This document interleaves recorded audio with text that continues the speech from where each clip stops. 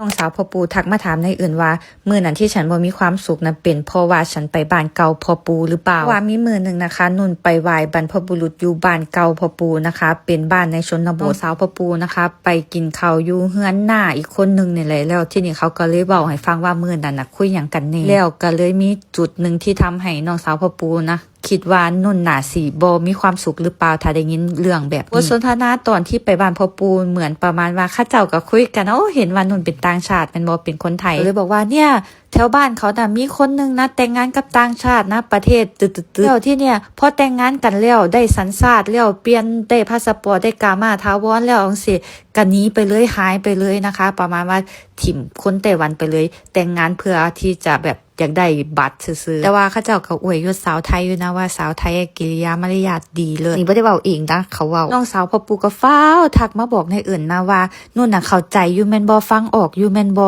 ย่านนุ่นน่ะเข้าใจผิดว่าเว้าให้นุ่นนะนั้นฉันบ่ยิ้มบ่แย้มเพราะว่าหยังฉันปวดหัวเข่ามานี่2 เดือนแล้วสู้กลับไทยรอบนี้ก็คือสิได้ไปหาหมอนะคะบำบัด